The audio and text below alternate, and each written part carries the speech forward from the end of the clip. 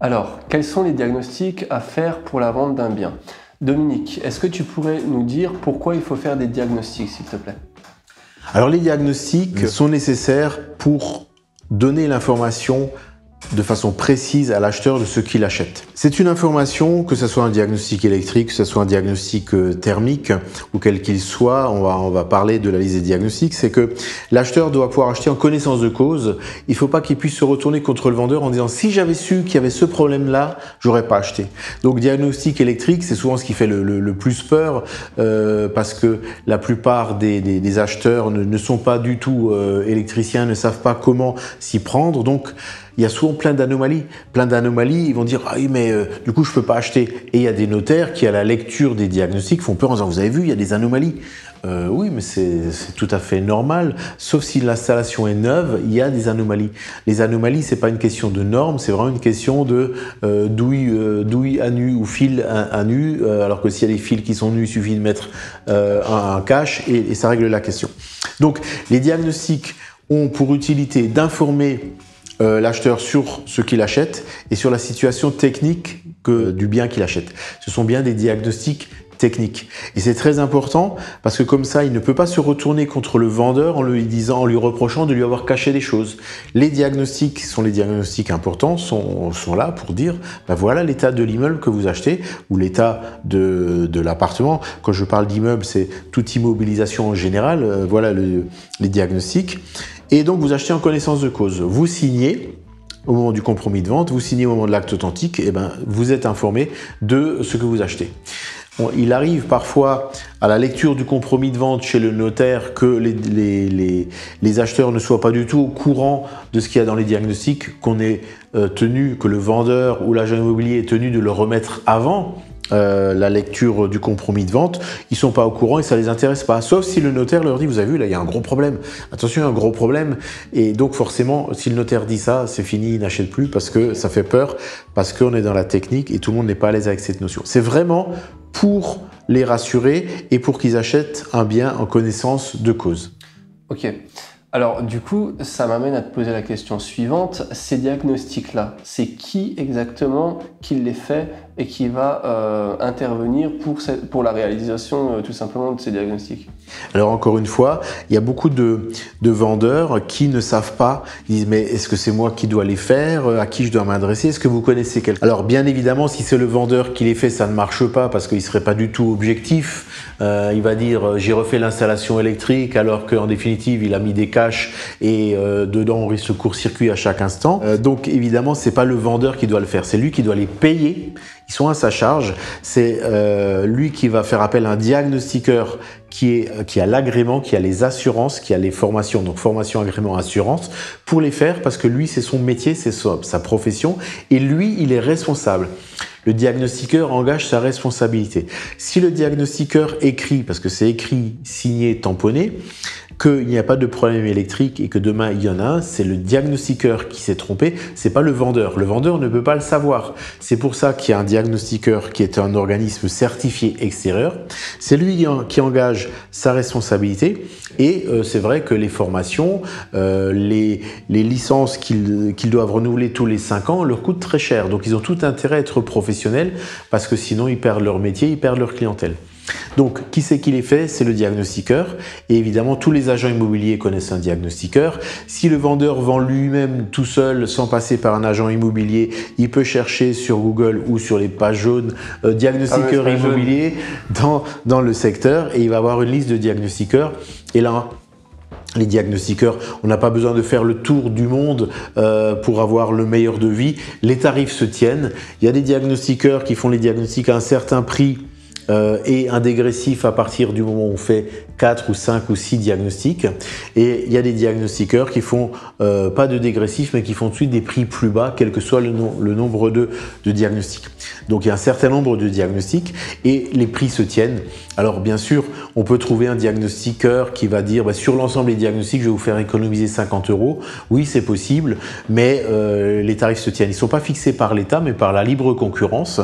Mais le premier diagnostiqueur qu'on trouve, parfois il y a urgence, il faut le prendre s'il vient demain. Hein. Le diagnostiqueur qui va être moins cher, mais qui vient que dans 2 mois.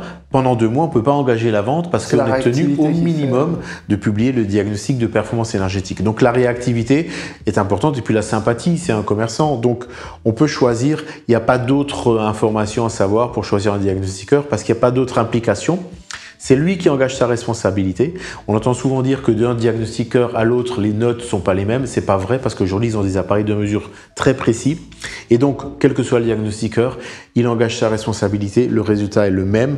Les tarifs varient de peu parce qu'évidemment, le diagnostiqueur qui travaille seul chez lui ne va pas avoir les mêmes charges de fonctionnement que celui qui a un cabinet avec du personnel, avec une secrétaire et une comptable en interne. C'est la seule chose qui change. Ok. Donc, du coup, ça m'amène à une dernière question. En termes de diagnostic, le vendeur, qu'est-ce qu'il doit te fournir exactement, justement, en termes de diagnostic? Donc, le vendeur doit remettre à l'agent immobilier ou à l'acquéreur les diagnostics qui sont liés à l'ancienneté de son bien. Donc, c'est obligatoire. Alors, c'est en fonction de l'ancienneté du bien. D'abord, les biens qui ont été construits avant 1949, il y a le diagnostic plomb. C'est le constat des risques d'exposition au plomb qui est obligatoire parce qu'il y a souvent des peintures au plomb sur les tuyaux, le diagnostic plomb. Si c'est un immeuble qui a été construit après 1949, il n'y a plus de plomb, donc le diagnostic plomb n'est plus obligatoire. Le vendeur n'a pas besoin de connaître les diagnostics parce que le diagnostiqueur va lui demander à quel âge, en quelle année a été construit son immeuble. Et donc, en fonction de l'année de construction, le diagnostiqueur sait très bien quels sont les diagnostics obligatoires à ce moment-là. Donc, c'est vraiment très simple pour le vendeur. Allô, j'ai un immeuble qui a été construit en 2015. Quels sont les diagnostics obligatoires? Il n'y en a pas, hein, tout simplement, à part le DPE, parce que tout le reste est fourni avec le contrat. Avec le permis de construire et l'achèvement des travaux. Donc, ensuite, il y a les immeubles qui ont été construits avant 1997. Il y a l'amiante, qui est le diagnostic amiante, qui est obligatoire. Donc déjà, au niveau du plomb, je reviens sur le plomb. S'il n'y a pas de plomb, tout va bien. S'il y a du plomb, souvent il y en a quand c'est un immeuble qui a été construit avant 1949 et même sous 10 couches de tapisserie, le diagnostiqueur a un appareil qui permet de détecter le plomb. Il n'y a pas du tout de danger, sauf qu'il est existant et il est signalé. Il analyse tous les murs, tous les tuyaux, toutes les portes, les encadrements de portes pour savoir s'il y a du plomb. Il n'y a pas de conséquences. S'il n'y a pas de plomb, de présence de plomb qui est constatée, le diagnostic est valable à vie. Il n'y a pas besoin de le refaire lors d'une prochaine vente. Mais uniquement pour le plomb. Uniquement pour le plomb. Ouais. Par contre, s'il est constaté la présence de plomb, il faut refaire le diagnostic au bout de 6 mois. Si on n'a pas vendu, il faut refaire le diagnostic plomb. Ensuite, il y a le diagnostic amiante, présence de l'amiante à contrôler pour les immeubles qui ont été construits avant 1997. Donc, présence de l'amiante, c'est jamais sur les murs, c'est souvent dans les cols de certains revêtements de sol ou sur des balcons, sur des plaques d'éternite ou sur des poteaux extérieurs qui soutiennent des balcons. Ou parfois des jardinières dans lesquelles il y a des fleurs, autant les enlever. Mais ça n'a pas de conséquences. C'est vraiment une information pour l'acheteur qui sait qu'il va acheter, il y a un poteau qui est en éternite à l'extérieur, ça n'a pas de conséquences, sauf s'il est détérioré. Il y a 2 niveaux de détérioration, niveau 1, niveau 2. Si on est en niveau 2, il est vraiment en état avancé de détérioration. Là, aujourd'hui, il y a des travaux obligatoires à faire par le vendeur parce qu'il ne veut pas le vendre en l'état. Si c'est niveau 1, il n'y a pas de problème. L'acheteur l'achète en connaissance de cause. L'amiante n'est dangereuse que... C'est la poussière d'amiante qui est dangereuse uniquement si le matériel est détérioré. Sinon, ça peut durer très longtemps. Il n'y a aucun problème avec l'amiante. Mais c'est la poussière d'amiante qui peut être dangereuse. Donc c'est une information. Il y a beaucoup de bâtiments qui ont été construits dans les années 60-70 où sur les balcons, il y a des plaques d'éternite. Mais depuis 50 ans ou 60 ans, ça ne pose absolument aucun problème. Mais l'information est là, c'est des plaques d'amiante. Un jour, peut-être que la copropriété décidera de les remplacer par du verre ou par autre chose, un autre matériau, du bois ou autre chose. Et à ce moment-là, évidemment, ça aura un coût pour le remplacement. Mais on n'en est pas là aujourd'hui. Personne ne les remplace si ce n'est pas nécessaire. Ok. Il y a les tuyaux de calorifugage, il y a les calorifugages des tuyaux dans les parties communes ou dans les caves où souvent l'isolation est faite en amiante également, mais ça n'a pas de conséquences et ça c'est dans les parties communes lorsqu'il s'agit d'une copropriété. Ensuite, il y a le diagnostic électricité et le diagnostic gaz. je mets les deux ensemble parce que s'il n'y a pas de gaz, il n'y a pas de diagnostic gaz, c'est pas obligatoire. C'est uniquement s'il y a la présence d'une installation de gaz dans l'appartement ou dans la maison. Pour l'électricité, il y a forcément une installation électrique. Si l'installation a moins de 15 ans, il n'y a pas besoin de diagnostic. Donc, si on est en 2025 et que la maison a été achevée en 2010, 15 ans avant, si c'est moins de 15 ans avant, il n'y a pas besoin de diagnostic électricité. C'est les normes d'il y a 15 ans, mais c'est pas un problème parce que dans l'électricité, on cherche les anomalies, pas la conformité à la norme. Les anomalies, c'est s'il y a un fil dénudé qui pend, parce que là, il y a un danger. S'il y a une prise qui est décellée du mur, ça, c'est une anomalie. Parce qu'il y a un danger potentiel. Par contre, s'il y a la terre ou pas, on signale qu'il n'y a pas la terre, mais c'est pas un problème. L'important, c'est qu'il n'y ait pas de fil dénudé accessible, par exemple, ou des douilles anciennes en cuivre sans ampoule. Ça, ce sont des anomalies. Donc, il y en a souvent beaucoup quand on achète de l'ancien, mais c'est pas un problème. D'une part, parce que quand on est investisseur et qu'on fait des travaux, on refait toute l'installation électrique, donc c'est pas un problème. Et c'est super qu'il y ait des anomalies, parce que de toute façon, on va acheter moins cher vu que de toute façon, on refait tout. Tout à fait.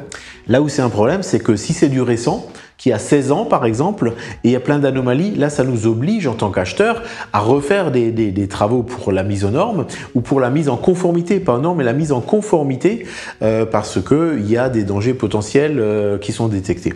Il n'y a pas d'obligation en tant que habitant de l'appartement ou de la maison. Mais si on veut le louer, il faut qu'on offre un logement sans anomalie dans la mesure où, en tant que propriétaire bailleur, on est tenu de fournir les mêmes diagnostics aux locataires.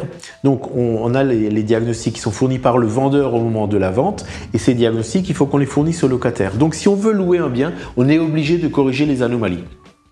Donc pour le gaz, c'est pareil. Si l'installation a moins de 15 ans, il n'y a pas de contrôle. Aujourd'hui, on ne fait plus d'installation de gaz, mais si l'installation a 20 ans, il faut faire un contrôle de l'installation tout simplement. Ces diagnostics sont valables 3 ans, donc ça laisse largement le temps de vendre. Ensuite, il y a dans certaines régions le diagnostic termite. Alors, le zonage est déterminé par les préfectures. Le diagnostic termite n'est pas obligatoire dans toutes les régions. C'est là où il y a la présence de termites qui est détectée. C'est les petites bêtes qui mangent le bois. C'est l'arrêté préfectoral qui le détermine. Alors même si on est dans un immeuble avec du béton, dès lors qu'il y a du bois et que le diagnostic termite est obligatoire, il faut faire le diagnostic parce que c'est demandé par l'arrêté préfectoral. Ça permet de dire présence de termites, absence de termites. Et après, suivant la gravité, c'est vrai que si les termites ont mangé complètement des poutres, il y a certainement des travaux de remise en état parce que sinon l'immeuble, au bout d'un moment, va s'effondrer. Mais c'est quand même rare. Mais le diagnostic permet à l'acheteur d'être rassuré. Il sait qu'il ne va pas avoir de mauvaises surprises. Il peut acheter en connaissance de cause en disant « Ok, il y a des termites, mais je m'en fiche, je démolis tout. » Ou alors il y a des termites « Ah non, j'achète pas. » Ou alors je renégocie 10 000 ou 20 000 euros en fonction des travaux qui seront nécessaires. Ensuite, il y a le diagnostic de surface. Ça, c'est obligatoire pour les copropriétés, pour les biens qui sont en copropriété, appartements ou maisons en copropriété, c'est le fameux diagnostic surface Carrez qui va mesurer très précisément la surface habitable, donc Carrez d'un bien. C'est pas tout à fait la même chose, il y a quelques subtiles nuances, c'est la même chose, mais ça s'appelle autrement, parce que le diagnostic de surface Carrez va dire à l'acheteur quelle est la surface du bien qu'il achète. Et le même diagnostic va s'appeler diagnostic de surface pour la mise en location, parce que pour la mise en location, il est obligatoire de fournir un diagnostic de surface à l'acquéreur. Non, au locataire. Pour la location, il est obligatoire de fournir un diagnostic de surface au futur locataire. Donc, il s'appelle plus Carrez, il s'appelle diagnostic de surface et loi Boutin. C'est la loi Boutin pour les locataires. Carrez, c'est pour les acheteurs, mais c'est exactement la surface est mesurée exactement de la même façon. C'est-à-dire que les placards sont déduits de la surface habitable. L'espace occupé par les escaliers sont déduits de la surface habitable. Alors que la surface existe réellement, mais c'est pas la surface habitable et pas la surface Carrez. Pour la vente de maison, il n'est pas obligatoire d'avoir des diagnostics de surface. En tant que professionnel de l'immobilier, je conseille toujours aux vendeurs d'en faire un néanmoins, parce qu'ils ont toujours une idée de la surface qui est bien supérieure à la surface réelle. Ils s'ajoutent des surfaces à droite, à gauche. La terrasse n'est pas prise en compte dans la surface habitable.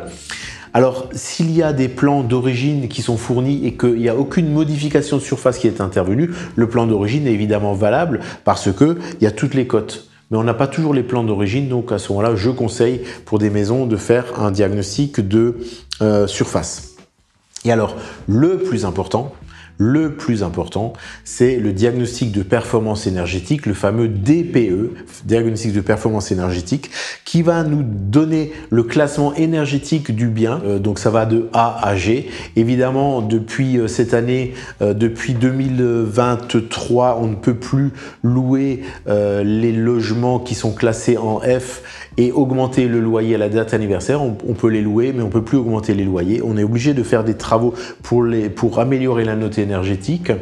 Les G sont impropres à la location. On peut y habiter, mais le législateur envisage de modifier cela parce que sinon on se dit moi je l'achète pour moi ou pour faire la LCD, il n'y a pas pour faire la location saisonnière. Il n'y a pas de diagnostic qui est imposé. Donc, c'est-à-dire qu'il y a beaucoup de propriétaires qui ont des logements qui sont impropres à la location traditionnelle et qui se disent bon, il y a des fuites d'air partout, ça chauffe mal, mais je vais pouvoir les louer en location saisonnière, c'est possible. Mais ça va peut-être changer. Ça va sûrement changer parce que ça, c'est des logements qui sont des très gros consommateurs d'énergie. Et enfin, il existe donc évidemment le diagnostic de performance énergétique est obligatoire pour publier une annonce. Donc que ce soit le vendeur particulier qui vende par lui-même ou que ça passe par un agent immobilier, sans diagnostic de performance énergétique, on ne peut pas vendre. Alors des fois, on voit diagnostic vierge, c'est quand il n'y a pas d'installation de chauffage. On n'a pas le droit de mettre diagnostic vierge parce qu'il est en G et on ne veut pas le dire, parce que de toute façon, à un moment, on le sort chez le notaire et là, l'acquéreur se rétracte en disant « G, j'achète pas ». Donc, autant être transparent parce qu'un diagnostic énergétique G est intéressant pour l'investisseur parce que l'investisseur qui va l'acheter va pouvoir bénéficier de subventions pour remettre le logement aux normes de performance énergétique pour l'amener au moins en E et encore mieux en G, donc en faisant l'isolation, en changeant les fenêtres et le mode de chauffage, isolation, changement de fenêtre et de volet et moyen de chauffage, il va nettement améliorer sa performance énergétique. Mais par contre, comme c'est des travaux qu'il est obligé de faire, sinon son logement sera impropre à la location, il va évidemment pouvoir négocier beaucoup mieux le prix d'achat en disant écoutez, moi, un logement en G, je ne peux pas le louer. En F, je ne peux pas le louer correctement. Donc, moi, je ne l'achète pas à ce prix-là. Et donc, c'est une super affaire pour les investisseurs. Ruez-vous sur les logements classés en G. Il y en a peu, mais ruez-vous dessus parce qu'il y a une très grosse décote, parce que le vendeur, c'est qu'il ne peut pas faire les travaux, il le vend. Par contre, il faut bien se renseigner sur le prix de l'amélioration énergétique, parce que si on est en G, on est obligé de faire de l'isolation, changer les fenêtres et le mode de chauffage. Il faut regarder ce que ça coûte. Mais après, c'est garanti, on va gagner au moins 2 notes. On va passer de G à E, voire à D. Et à D, le classement énergétique de A à D, il n'y a aucune restriction à la location, ni aujourd'hui, ni dans un futur inscrit dans la loi. Donc, on a tout intérêt à faire en sorte d'avoir ces bons diagnostics.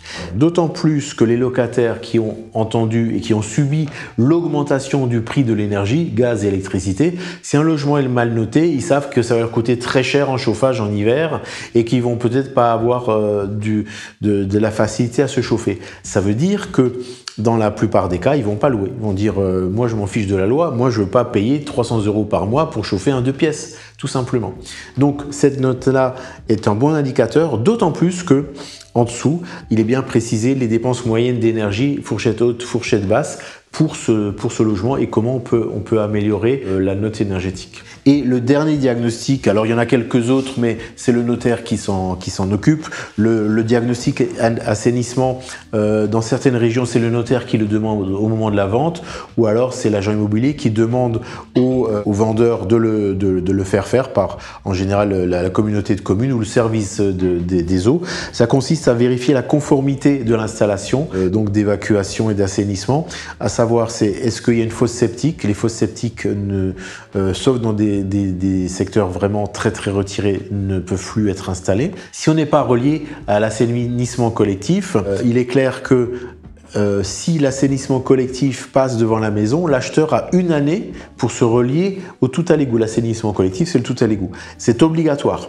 Alors évidemment, en cas de travaux, on peut justifier qu'on est en travaux, que ça va mettre 2 ans et pas 1 an, mais c'est obligatoire. Donc là aussi, ça fait partie de la négociation du prix à laquelle le vendeur ne s'attendait pas. On lui dit, bah oui, mais là, j'ai 10 000 € de raccordement de mon installation tout à l'égout, 10 000 €, moi je veux pas les payer. Donc ça, c'est la négociation en tant qu'acquéreur. Ensuite, quand c'est une fosse septique, s'il y a des fosses septiques dans des secteurs où on peut pas faire autrement parce qu'il n'y a pas de tout à l'égout, il y a l'obligation de remplacer l'ancienne fosse septique par une nouvelle fosse septique qui coûte au bas mot 20 000 € parce que c'est des mécanismes de filtration d'eau. En fait, c'est une petite station d'épuration individuelle. Les nouvelles fosses septiques, c'est ça. C'est des stations d'épuration individuelles.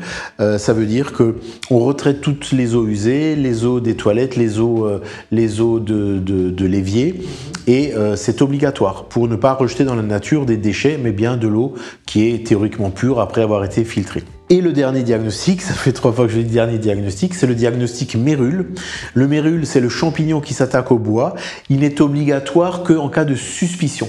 À l'heure actuelle, il va peut-être devenir obligatoire dans les années qui viennent d'office, mais en cas de suspicion, tiens là, la charpente, suspicion de mérule, de la part de l'acheteur qui dit écoutez, moi... Donc c'est de l'acheteur, c'est pas le diagnostiqueur qui a fait une suspicion de quoi que ce soit et qui décide de son plein gré de faire un diagnostic mérule. C'est-à-dire que si tu as un acheteur par exemple qui peut-être avoir un doute sur une hypothèse où il y a de la mérule ou pas dans... Il peut demander le diagnostic. Il peut demander et donc le vendeur à ce moment-là, lui, il est obligé de le rajouter avec les autres diagnostics qui sont également obligatoires. Exactement, et lui il est tranquille aussi en disant j'ai fait le diagnostic mérule, il n'y en a pas, on ne va pas lui reprocher. Parce que s'il ne le fait pas et qu'il vend à quelqu'un d'autre, alors qu'on a attiré son attention, moi en tant qu'acheteur je dis écoutez là, j'ai comme l'impression que là dans la cave, là il y a des champignons dans le bois, je dois être sûr, faites un diagnostic mérule.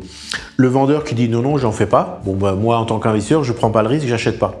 Par contre, le vendeur a maintenant l'alerte. Si lui refuse de faire le diagnostic mérule et que quelqu'un d'autre achète sans avoir posé la question et que demain il découvre qu'il y a de la mérule, qu'il faut qu'il change tout le plancher du rez-de-chaussée, il peut demander des comptes au vendeur et on découvre que le vendeur avait refusé de faire le diagnostic. Là, c'est lui qui engage sa responsabilité. Donc il a tout intérêt à le faire par l'ancien potentiel acquéreur. Les informations, ça circule pour peu qu'on soit arrivé chez le notaire. Dès lors qu'il y a une suspicion, il y a toujours une recherche de responsabilité. Donc l'ancien acquéreur qui a changé d'avis ne connaît pas forcément le nouveau. Mais à un moment, si le vendeur a refusé le diagnostic mérule et que l'agent immobilier est au courant, l'agent immobilier ne peut pas cacher les choses, sinon c'est lui qui engage sa responsabilité. Donc, il vaut mieux le faire. Le diagnostiqueur lui-même n'a pas forcément de suspicion de mérule parce que le diagnostic mérule, tous les diagnostiqueurs n'ont pas l'agrément ou la connaissance ou les outils pour le faire parce qu'ils font des prélèvements à ce moment-là pour savoir s'il y a de la mérule. Donc la suspicion, elle vient souvent soit d'un secteur où juste à côté il y a de la mérule ou alors de l'acheteur qui dit oula vraiment ça me plaît pas, je souhaite faire un diagnostic. Donc c'est en cas de suspicion. Donc on a tous ces diagnostics. Évidemment, on n'a pas besoin de tous les diagnostics à chaque vente, encore une fois. Si c'est une construction récente, on a besoin de la surface, mais ça figure sur les plans du permis de construire qui a été accordé. Et on a le diagnostic de performance énergétique qui a également été déterminé. L'installation de gaz, normalement, il n'y en a plus dans le neuf. L'installation électrique, elle est conforme vu qu'elle a moins de 15 ans. Le plomb, il n'y en a pas. L'amiante, il n'y en a plus. Donc, c'est principalement, si on vend un bien récent ou si donc on veut acheter un bien récent, les diagnostics sont réduits au minimum et donc c'est pas ruineux pour le vendeur.